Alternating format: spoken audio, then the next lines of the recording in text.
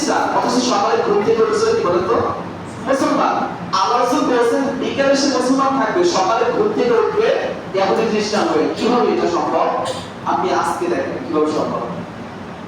আপনার ছেলে আর্জেন্টিনার জন্য নিজের জীবন দিয়ে দিচ্ছে। আমি সাধারণত ফেসবুক চালাই না, গত একদিন ফেসবুকে ঢুকেছিলাম, তার ঢোকার সাথে সাথে সামনে একটা পোস্ট আসছে, একটা ছেলে আর্জেন্টিনার পতাকা টানে দিয়ে কানে তার মারা গেছে। আমি নিজে থেকে কমেন্ট করলাম যে আল্লাহ তুমি যদি আরেকটা জীবন দিতে তাহলে আর্জেন্টিনার পতাকা টানাই যেত। চিন্তা করতে পারেন মানুষ যেভাবে মারা যাবে ঠিক কিয়ামতের মাঠে আল্লাহর সামনে এইভাবে উঠবে। এখন আপনি যদি এইভাবে মারা যান, আর্জেন্টিনার পতাকা টানাতে টানাতে কারেন্ট করে মারা যান, আপনার কি উঠতে হবে কি বলেন ওই করে। আর আমার একটা সন্তান আজকে এটাকে সাপোর্ট করতেছে কেন জানেন? আমি কাপুরুষ, কি বলেন তো আমি বলেন কি বলেন আমি কাপুরুষ, আমি কাপুরুষ চাই। আল্লাহ সাল্লাল্লাহু আলাইহি ওয়াসাল্লাম বলেন লা ইয়াদখুল জান্নাতা সালাসা আর-রাজুলু মিনান নিসাই আল-মুকবিলু খাওয়াত-তাইস। তিন শ্রেণীর মানুষ আল্লাহ তাআলা জীবনে কখনো জান্নাতে দিবে না, মরে গেলেও আল্লাহকে জান্নাতে দিবে না। তার ভিতরে কে? যে তাইস, যে নিজের বাড়িতে বেহায়ার সুযোগ দিয়েছে, যে নিজের বাড়িতে অন্যায় অশ্লীল কাজ করার সুযোগ দিয়েছে। আজকে আপনার সন্তান আপনার পকেটের টাকা দিয়ে আর্জেন্টিনা পতাকা বানাচ্ছে, চিন্তা করতে পারেন? কাল কিয়ামতের মাঠে এই সন্তানই আপনাকে বলবে আল্লাহ আমার পিতাকে একটু নিয়ে আসেন, তার বুকের উপরে লাথি মেরে জাহান্নামে যাবো। আমাকে শুধু একা জাহান্নামে দিবেন, আমি জাহান্নামে একা যাবো ওটা হবে না। আমার ওই পিতাকে নিয়ে আসেন যে পিতা আমাকে পকেট থেকে কষ্ট উপার্জিত সম্পদ আমাকে দিয়ে আর্জেন্টিনা পতাকা টানার জন্য কি করে দিয়েছিল, সুযোগ দিয়ে দিয়েছিল। আমাকে সে মোবাইলে এমপি করে রাত 1টার সময় খেলা দেখার সুযোগ দিয়েছিল। আল্লাহ ওই পিতাকে নিয়ে আসেন, আপনার বুকের উপরে লাথি মেরে জাহান্নামে দিয়েছে। চিন্তা করতে পারেন কঠিন সিচুয়েশন কি হতে পারে?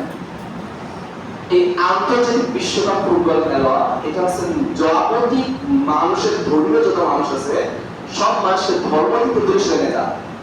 এটা শুধুমাত্র মুসলমানকে ক্ষতি করে এমন না, যারা হিন্দু ধর্ম খুব আনুগত্য সহকারে মানে। আমি বলেছিলাম হিন্দু ধর্মের মানুষ যদি তাদের ধর্মগ্রন্থ মানে তাহলে তারা আল্লাহকে বিশ্বাস করে। হিন্দু ধর্ম যদি তারা যদি তাদের ধর্মগ্রন্থ মেনে নেয় তাহলে আল্লাহকে বিশ্বাস করতে হবে, তাদের রাসূলকে বিশ্বাস করতে হবে, কিন্তু তারা ধর্মগ্রন্থ পড়ে না। অল্প 1-2% যে মানুষ তারা ধর্মগ্রন্থ মানে তারাও এই বিশ্বকাপ ফুটবল, বিশ্বকাপ ক্রিকেট, এই যে আইপিএল, বিপিএল যত যা আছে এই সমস্ত কিছু তারা ধর্ম থেকে দূরে সরে যাচ্ছে। আমি গত একদিন বলেছিলাম যে এই বিশ্বকাপ ফুটবল আসলে জুয়ার যে একটা সরাসরি হয়ে যায় এটা কল্পনা করতে পারি না।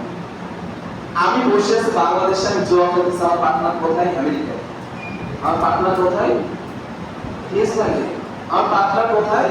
সুইজারল্যান্ডে, নরওয়ে। আমি তার সাথে বসে জুয়া করতেছি। আমি প্রথমে বুঝতে পারলাম না কিভাবে জুয়া খেলে মানুষ। আপনি বিকাশে টাকা করবেন, টাকা বলে বলবেন যে এখন এই বলে এই যে এক ওভার এখন একটা বল করবে, বলে যে 6 মারে তাহলে তোমাকে 10 টাকা দেবে। চিন্তা করতে পারেন? এই যে মেসি বল নিয়ে যাচ্ছে, যদি গোল দেয় তাহলে তোমাকে 10 টাকা দেবে, না হলে তোমাকে দিবে না। অটোমেটিক আপনার ব্যালেন্স থেকে নিয়ে যাচ্ছে, আপনার সাথে জোয়া করতেছে। আপনি চিন্তা করে দেখেন, একটু খোঁজ দিয়ে দেখেন।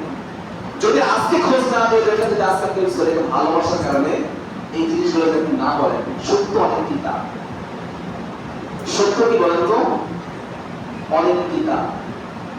যদি সত্য যদি আসলে সহজ হতো তাহলে মক্কার ইহুদি খ্রিস্টান আল্লাহ রাসূলকে মেনে নিতেন। নিতেন না বলেন? নিতেন কিনা? নিতেন। চিন্তা করেন একজন মানুষ আমাদের সমাজে বেড়ে উঠতেছে যেখানে প্রত্যেক মানুষ তাকে বিশ্বাস করে, সে জীবনে কখনো কি করে না? মিথ্যা কথা বলে না, যে জীবনে কখনো মানুষের আমাদের খেয়াল করে না, যে জীবনে কোনো মানুষের কষ্ট দেয় না। এমন একজন মানুষ মুহাম্মদ, যার নাম সাল্লাল্লাহু আলাইহি ওয়াসাল্লাম, যাকে ইহুদি খ্রিস্টানরা কি বলেছে বলতো? ইহুদি খ্রিস্টানরা বলে আল-আমিন, সাদিক, সত্যবাদী, বিশ্বাসী। কিন্তু যখনই আল্লাহ রাসূল বলেন আশহাদু আল্লা ইলাহা ইল্লাল্লাহ ওয়া আশহাদু আন্না মুহাম্মাদান আবদুহু ওয়া রাসূলুহু, তখন তারা কি বলতে বলেন তো? মাসরুর। পাগল বলছে না? আল্লাহ রাসূলকে পাগল বলছে বলেন? তা সত্য বললে অবশ্যই অবশ্যই আপনি মানুষ পাগল করবে। আজকে কি আপনি আপনার সন্তানকে বলেন যে আপনি তুমি কি করো না, বিশ্বকাপ ফুটবল খেলা দেখো না, তখন আপনি বলে পাগল। দেখেন আপনার সন্তান বলবে তুমি কিছু বলো না, আধুনিকতা কিছু বোঝো না, এখন আমাদের কম দেখো। 4 বছর পর একটা খেলা শুরু হচ্ছে, যাবতীয় বেহায়াপনা, যাবতীয় অন্যায় অশ্লীল কাজের ছড়াছড়ি বিশ্বকাপের বিরুদ্ধে নিয়োজিত। আপনি ঘুরে ঘুরে